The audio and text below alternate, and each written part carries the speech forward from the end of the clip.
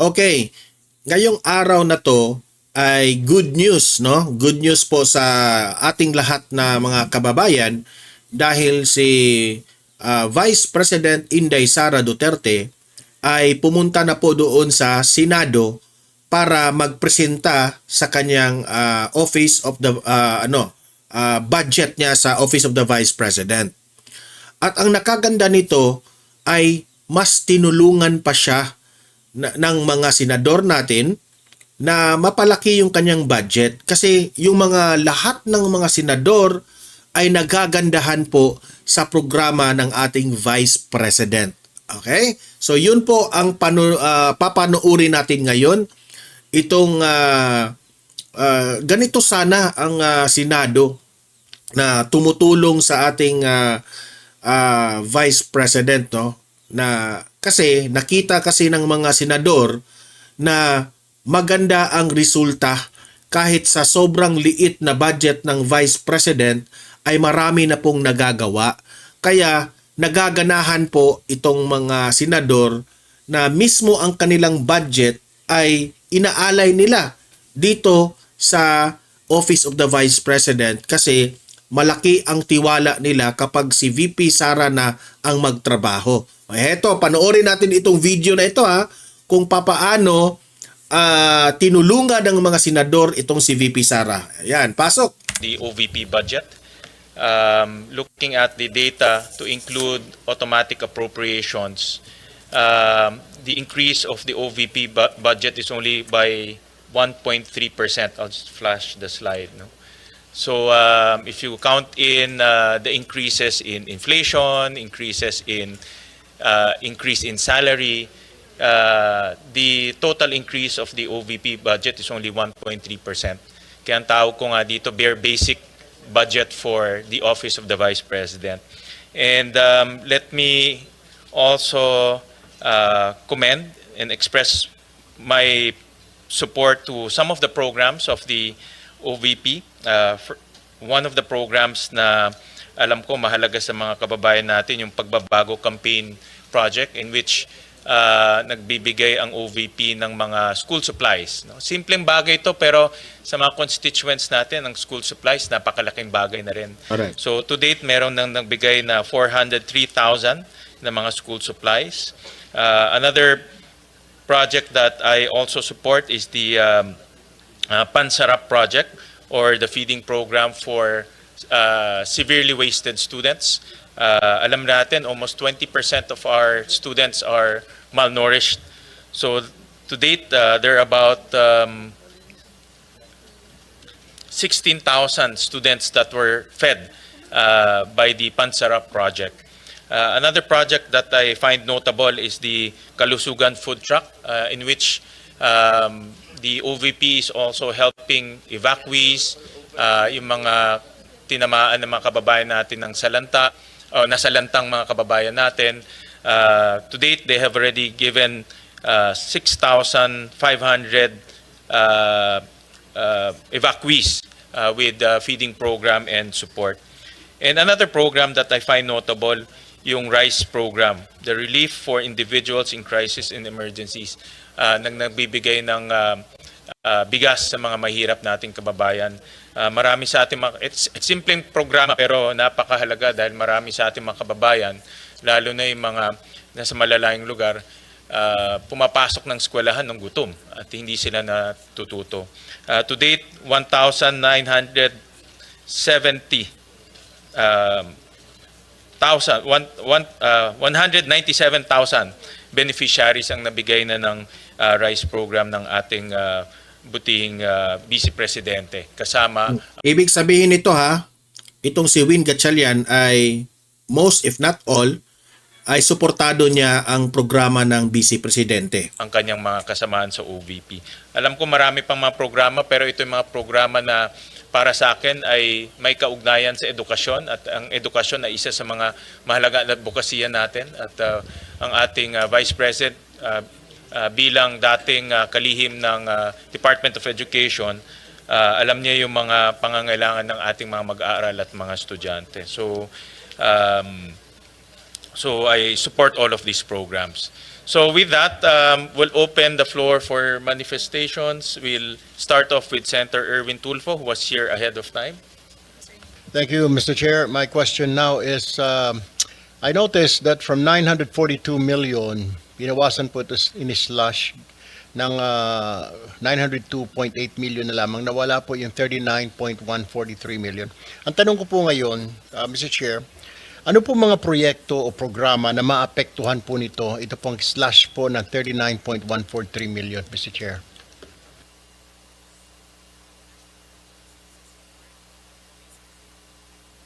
Mr. Chair, may I be recognized? Attorney Sanchez. Thank you, Mr. Chair. Your Honor, the amount that was not considered by the DBM only pertains to ICT equipment. So out of our original request, only a portion of that was included in the NEP. So we will just reprioritize the ICT equipment that we will procure and will work within the budget that was provided in the NEP. So, Mr. Chair, nabawasan po ito parang para sa ICT po ninyo. So, saan ho na manggagaling ngayon yung kailangan ninyong purchase for this purpose, Mr. Chair? As mentioned, Mr. Chair, we will just review our requirements and prioritize based on the urgency of the ICT equipment that we need to procure. So some of the items will have to be deferred or we may need to forgo some of the items, Mr. Chair. Ano-ano po, Mr. Chair, mga bago existing programs ng OVP na popondohan po ng OVP this year? Kasi I noticed from 744.1 million po na budget ng 2025, you're asking for 902. Pero nabanggit nga po ni VP kanina na mostly ay sa MOOE, mapupunta po 100 plus million po yata. Na kaya ang tanong ko po ngayon, ano-ano po mga programs, existing programs, sa mga bago na popondohan po ng OVP? Yes, Mr. Chair. Basically, it would be the same programs that we are implementing this year in 2025. So we will just include additional provision for Magnegosyo Taday because in 2025 we are only using the continuing appropriations from 2024. So part of the increase will also go to the procurement for disaster relief operations, Mr. Chair. All right, Mr. Chair, and notice also, ongoing po ba ito, Mr. Chair, itong OVP program activities, ito pong Al Janaza Kit Assistance, tsaka Sympathy Flower Program, is this ongoing or is this new program of the OVP? It's part of our ongoing programs, Mr. Chair. It used to be part of our medical and burial assistance program, but we are running it as a separate program now because instead of giving monetary grants, we provide a kit, Al Janaza kit, Mr. Chair. Mr. Chair, I just noticed, kasi po, like I have an office at Zamba Sultan, Zamboanga City. Yung mga kababayan po nating Muslim, pag may burial po, hindi naman po sila gumagamit na ataol, kundi naghihiram na lang po ng sasakyan, which I provided my office there in Zamba Sultan, Zamboanga City. Halos everyday po, hinihiram po ng mga kapatid nating Muslim para maisakay po yung bangkay, para mailibing. Pero maganda pong programa itong Al Janaza Kit Assistance and Sympathy Flower Program. My last question, Mr. Chair, kung meron pong dapat i-prioritize ng committee na ito, ano po ang mga dapat dagdagan na pondo? Saan, Mr. Chair? Ms. Sanchez, before you respond, let me recognize the presence of our Majority Leader, Senator Zubiri. Yes, Mr. Chair, that would be the disaster relief operations. Since that is the second highest requested but assistance from the Office of the Vice President after the medical and burial assistance. That's all from me, Mr. Chair. Thank you po. Thank you, Senator Tulfo. Next will be Senator Go. Mr. Chairman, Yes. before we recognize the other members of the Senate, I know many of you just want to make manifestations. We have parliamentary Ito maganda itong sinabi ni Mig Zubiri dito.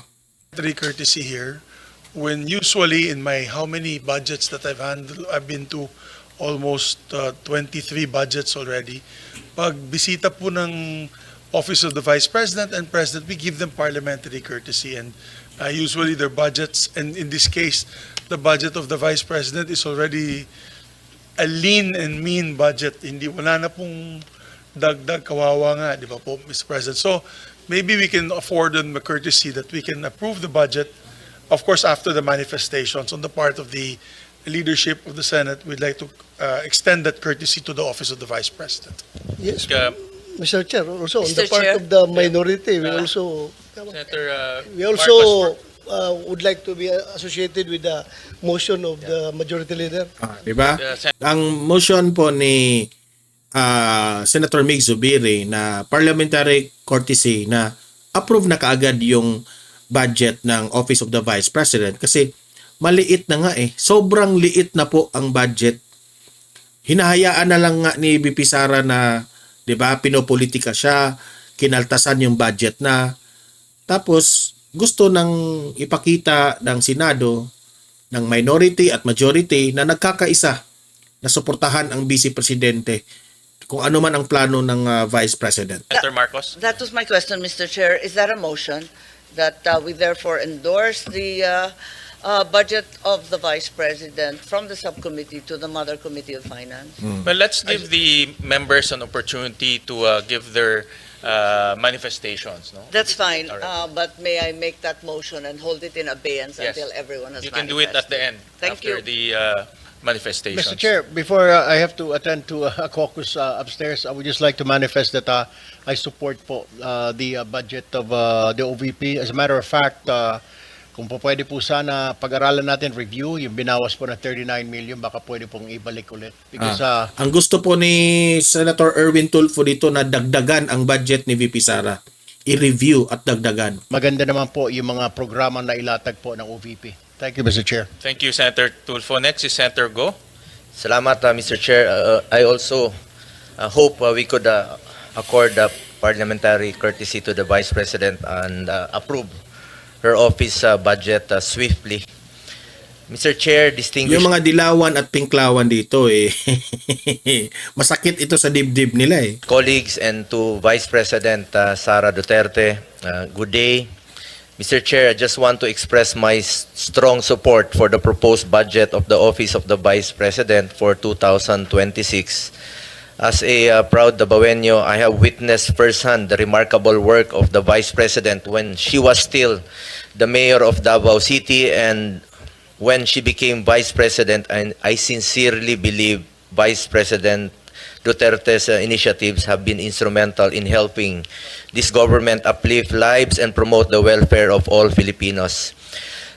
Tiwala po ako sa ating Vice Presidente at sigurado po ako na nagagamit po ang pondo ng bayan sa tama. Sa totoo lamang po, matagal po ako nagtrabaho kay former President Duterte at naabutan ko po nung siya po ay naging vice mayor ng Davao, si Vice President Sara. Kung stricto po si dating mayor, dating Pangulong Duterte sa panggobyerno, mas stricto po si VP Sara.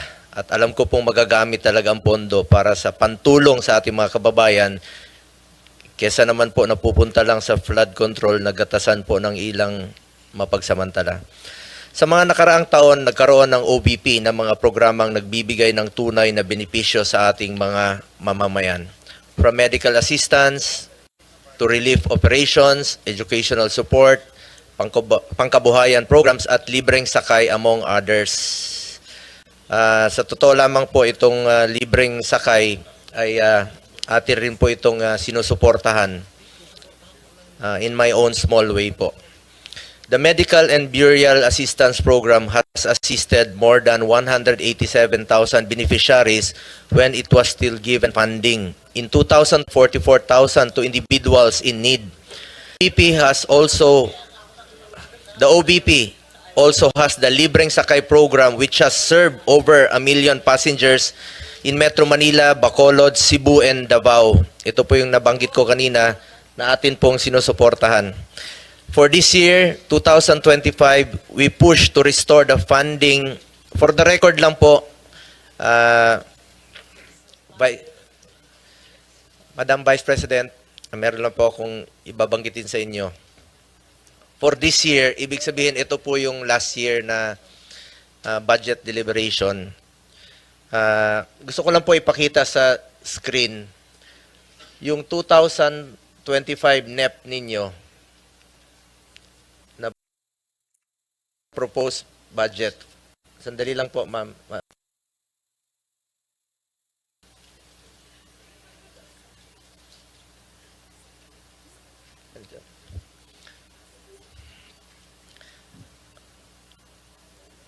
Hindi, yung 2000 NEP natin. Saan na yan?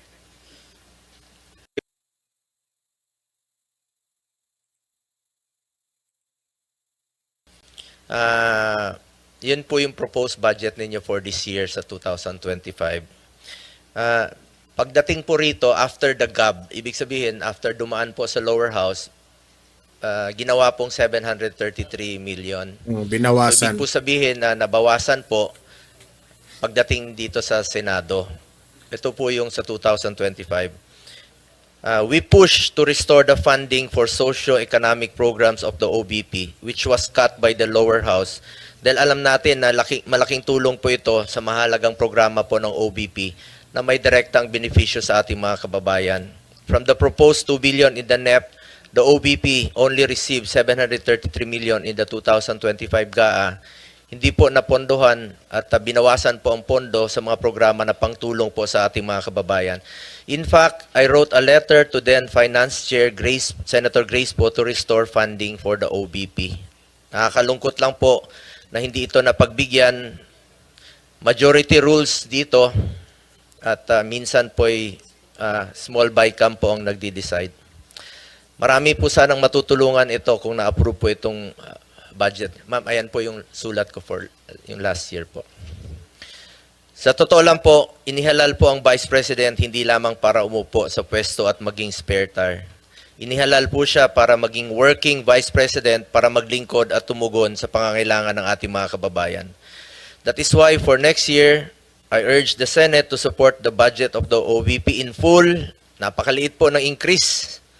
1% lang po. Pero alam naman natin na marami pong matutulungan. Kung pwede lang po, Mr. Chair, kung allowed po ito, bawasan po ang budget ko sa opisina sa Senado. Kahit konti, ilagay na lang po sa OBP. Mr. Chair, lahat tayo na sa gobyerno, public servant. May nagsabi talagang wow. Kasi ang budget po ni Senator Bongo, gusto niyang ilipat, no? Yung sum of the budget niya, ilipat sa Office of the Vice President. Kasi nga naawa sila kasi sobrang maliit yung budget ng OVP. We are meant to serve the Filipino people. Basic mandate po ang tumulong, lalo na po sa mga nangailangan ng social services. Nakikita ko po yan, mahaba po ang pila sa kanya mga satellite office. We must further empower and help BP's office to respond to the needs of the Filipino people, especially the marginalized sector. Muli, nais ko pong ipahayag ang aking suporta para sa budget ng OBP. Alang-alang na lang po sa mga kababayan nating mahirap. Let's support her to be a working Vice President. Maraming salamat. Alright. Maraming salamat, Senator Go. Next is Senator Marcos. Yes, karangalan at ligaya ko na makasama sa ibang mga project na ito. Kaya alam ko na talagang magaganda at tulong sa ating mga mamamayan ang ginagawa ng OVP. Bilyon-bilyon ang naririnig nating na hinahatid na tinatawag na basura doon sa flood control. Kung tutuusin, wala pang 1 bilyon ang hinihingi ng OVP. Barya lang po ito, ibigay na po natin, dagdagan pa. At dahil dito, nagmotion na po ako na sana ipasa na natin at i-endorso na sa malaking komite. So, Mr. Chairman, kami. So, there was a motion duly seconded by Senator Amy Marcos. I made that motion earlier. Of course, with the amendment that yung budget daw ni Senator Bongo, idagdag natin sa OVP. Kasi siya na mismo nag-offer, Mr. President. So, you can make that amendment in the budget para madagdagan sila. I so move, Mr. Chairman. Second dagdagan yung devotion, budget, Mr. Chairman. Senator Padilla, do you have any manifestation? Before I act on that, I know that you have my manifestation. Maraming salamat po. Sinusundan ko na po ang silambit ni Senator Marcos at si About Senator Senate- Zubiri. Yeah, thank you. Senator Estrada, any? Before I act on the motion, any Well, first of all, I Second. fully support the budget of the Office of the Vice President. And then I would like to associate myself again with the statement of Senator Bongo. Total naman, meron nagsabi ni isang senador na malaki insertion natin. Ibigay na natin sa Office of the Vice President para maging working Vice President siya. Thank you for that manifestation. Kasi nai-issue sila ngayon eh. Na halos lahat raw ng mga senador ay may insertions. There's a motion made by our majority leader and Senator Marcos, duly seconded by Senator Bato, Senator Padilla, Senator Estrada. Is there any objection? Hearing none, the budget of the Office of the Vice President is now deemed submitted Yan. for plenary's consideration.